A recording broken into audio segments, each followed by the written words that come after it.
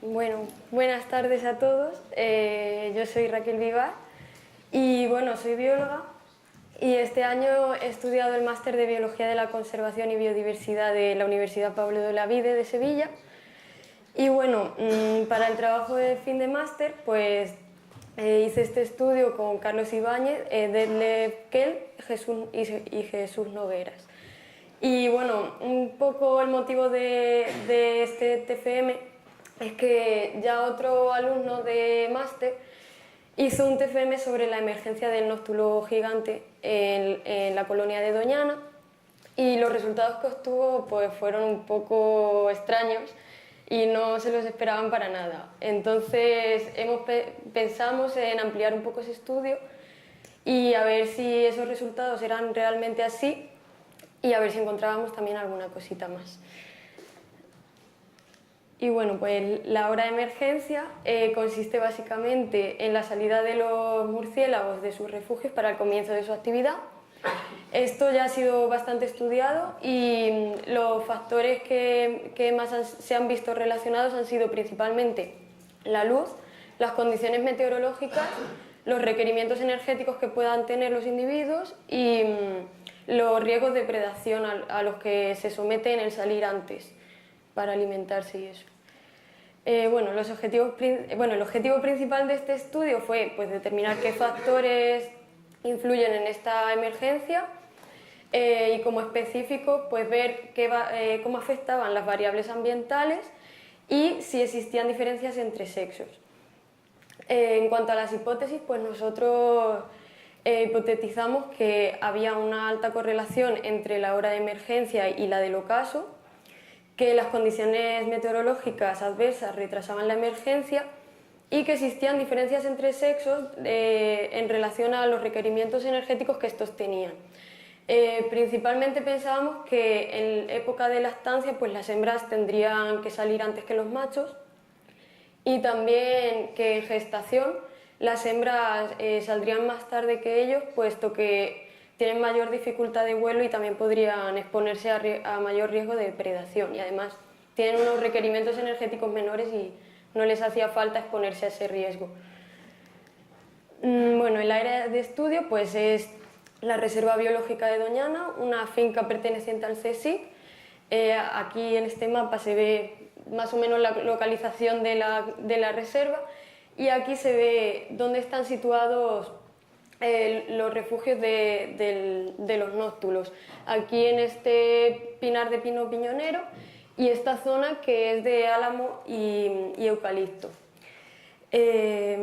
También decir que el hábitat de esta zona pues, es básicamente monte mediterráneo, con el característico monte blanco, monte negro, también un sistema dunar y por supuesto la marisma, que sería la parte más importante.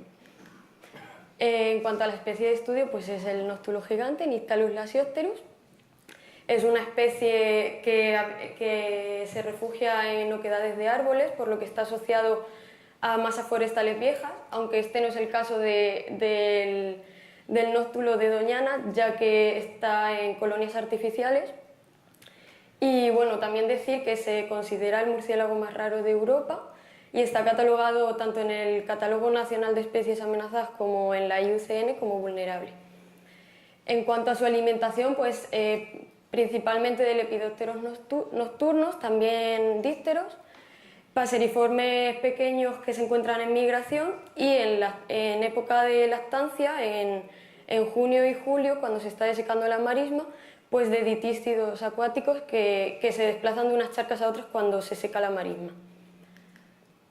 En cuanto al ciclo biológico de esta especie, decir que no está muy bien estudiado, no se sabe mucho, pero mi compañera Anabel, que por desgracia no ha podido venir al congreso, hizo un TFM estudiando un poco más a fondo la colonia del nóstulo aquí en la Reserva Biológica de Doñana y gracias a su trabajo pudimos determinar un poco cómo es su ciclo biológico, que cuenta con básicamente 5 fases o estaciones, que serían invierno, en la que los nóstulos de Doñana parece que no hibernan.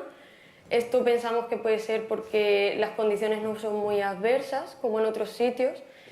En gestación, que es pues, cuando están las hembras preñadas, básicamente es en primavera. Lactancia, que es de junio a julio, que es el momento más crítico para las hembras, como ya he dicho, porque es cuando más requerimientos energéticos tienen. Dispersión, que se produce en agosto, es cuando bastante parte de la colonia abandona esta, se va hacia otras zonas, y luego finalmente el cortejo, que es la época más importante para los machos, ya que están defendiendo los refugios, llamando a las hembras e intentan aparearse con ellas. En cuanto a la colección de datos, pues decir que los datos que se obtienen de este estudio son desde el 1 de enero de 2014 al 31 de julio de 2018. Las infraestructuras básicas para la toma de datos pues consiste, como ya he dicho, en cajas refugio, donde están los nóctulos.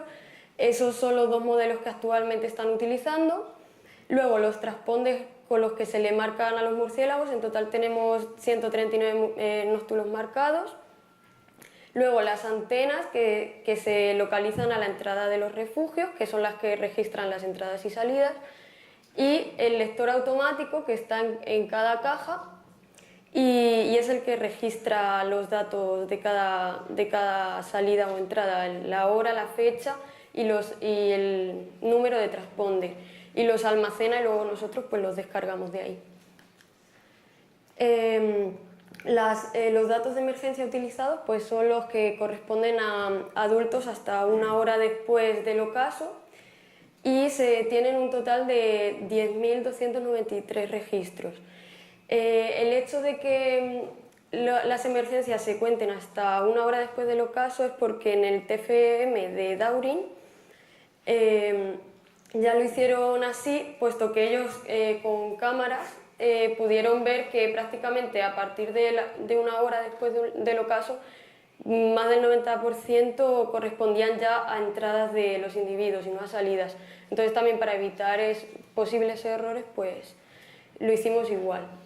En cuanto a los datos ambientales, pues se usaron 4 variables: la precipitación diaria, la velocidad máxima del viento en el ocaso, la temperatura en el ocaso, que fueron proporcionadas por la EMET, y la inundación de la marisma, que fue proporcionada por el Laboratorio de Sistemas de Información Geográfica y Teledetección de la EBD, de la Estación Biológica de Doñana. Decir que esta última, pues, para medirla se tuvo en cuenta una zona que está muy cerca a los refugios y que es muy probable que usen como cazadero para que fuese representativa de esto.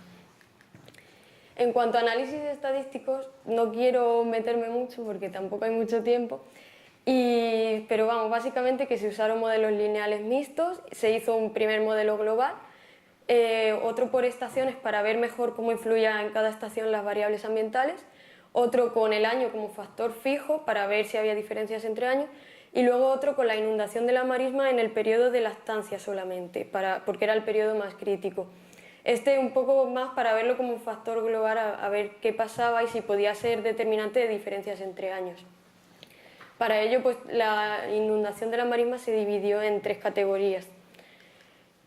Bueno, en cuanto a los resultados, pues efectivamente tuvimos una alta correlación entre la hora del ocaso y la hora a la que salían los murciélagos, y esto lo que nos decía era que teníamos que usar como valor de emergencia no la hora tal cual a la que salían, sino la diferencia entre este ocaso, la hora del ocaso, y la de emergencia, para que no distorsionase los demás resultados.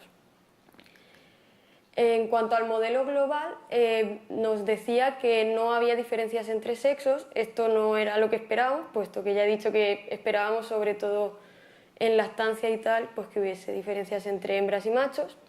En esta gráfica se puede ver la densidad de emergencias con respecto a la hora a la que salen, de hembras en rojo y machos en azul, y la verdad es que se ve muy parecida y no existen esas diferencias. También decir, que se me ha pasado, que la media de emergencia es en torno a 27 minutos después del ocaso. Y esto es llamativo, ya que salen bastante más tarde que otros nóctulos europeos, que salen o muy cercanos al ocaso o incluso antes. en cuanto a las diferencias entre estaciones, pues este modelo global sí nos decía que había diferencias, pero no eran las que nosotros pensábamos, ya que nos decía que en la gestación era la estación en la que antes salían. Nosotros esperábamos que fuese la que más tarde salían. Y en cortejo se ve que es la que más tarde salen. Entre las otras tres no había diferencias. Y también este modelo nos decía que las variables ambientales pues sí influían en la emergencia, pero no nos decían bien cómo.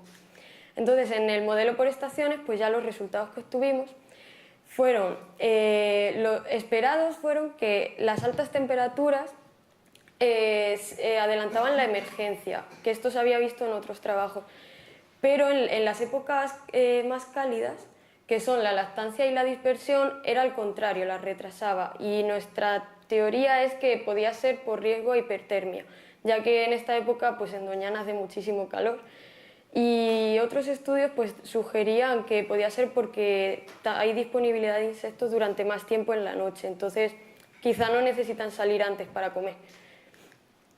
En cuanto a la velocidad del viento, pues efectivamente retrasaban la emergencia, solo se vio en gestación y dispersión, y la precipitación también retrasaba la emergencia, pero solo se vio en gestación. Esto puede ser porque ante estas condiciones adversas puede que salgan o más tarde de una hora después del ocaso o que incluso esa noche no salgan, entonces es probable que no tengamos esos datos. Y bueno, esto se puede explicar porque el viento y la precipitación pues, pueden provocar dificultad de vuelo, baja disponibilidad de insectos, interferencia en la ecolocalización y problemas de termorregulación. En la dispersión encontramos un resultado muy llamativo y es que era la única estación en la que sí que había diferencias entre hembras y machos. Esto no se había visto antes y resultaba que los machos salían antes que las hembras.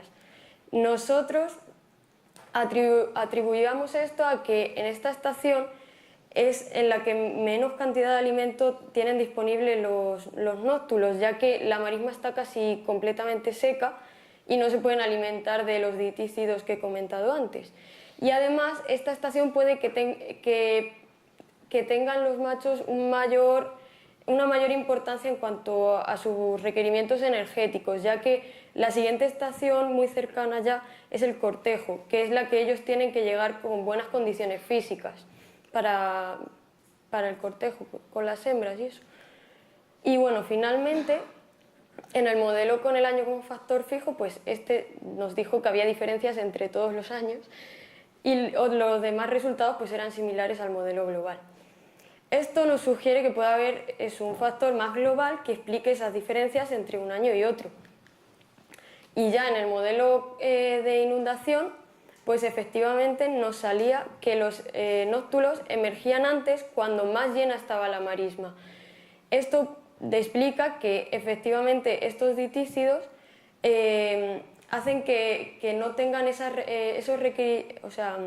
que no sufran tanto en esta época por la comida, porque tienen muchísima cantidad de alimento y no tienen la necesidad de emerger antes y poder ser depredados porque no tienen la necesidad.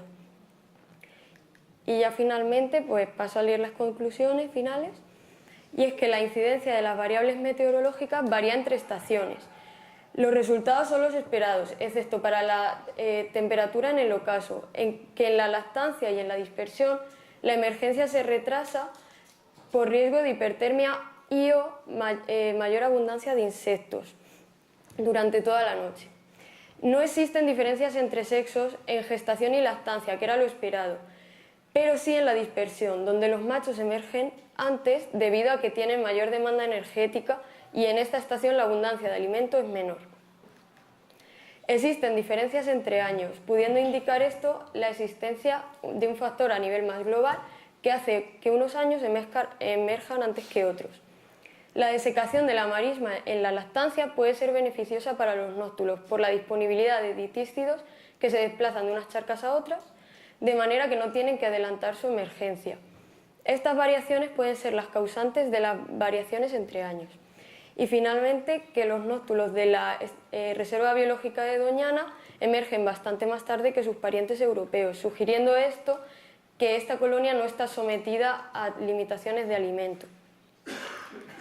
ya, muchas gracias por su aportación y...